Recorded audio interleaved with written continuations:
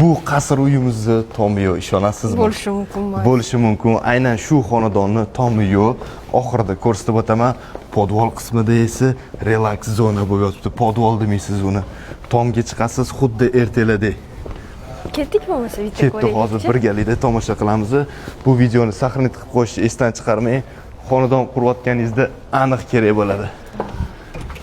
Mana bu ishinglarni qarang, gap bo'lishi mumkin emas. Soatga esa alohida baho berasiz. Ketdi ichkariga, marhamat.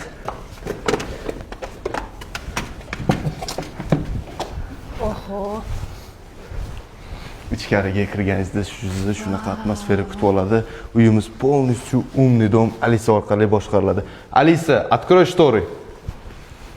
Kuxnyalarga bitta baho bering. Mana bu ishinglarni qarang.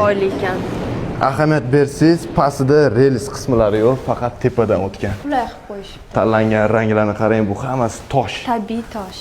Naturalniy tosh. Juda ham chiroyli xonadon ekan. Ketdi, hozir sizga aytib o'tgan podvol qismini ko'rsataman. Ketdik. Mana bu zinalarni qarang. Oynalik. Alohida baho berasiz, dizaynni qarang. Gap bo'lishi mumkin emas. Pishi chiroyli ekan.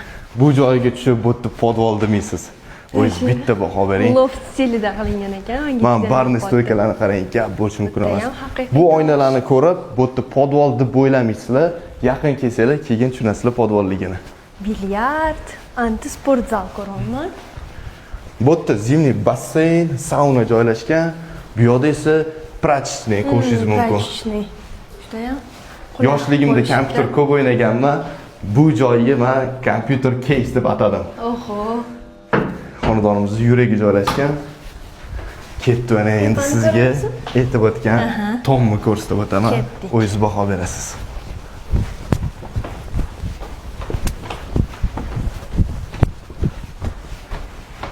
Boshida aytib o'tgan tomim mana shu bo'ladi. O'zingiz bitta baho bering. Bunaqa tom aniq ko'rmagansiz hali. Bo'tda jakuzi, gamaklar o'rnatib qo'yishgan, ko'rishingiz mumkin. Nodatiy.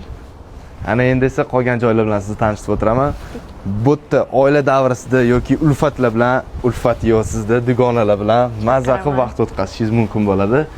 Bu yoqda letniy kuxnya, barbekyu zona, yaxshi osh-ovqat qilib, bo'tda stol-stullar o'rnatib qo'yishgan, oila davrasida o'tirsangiz bo'ladi.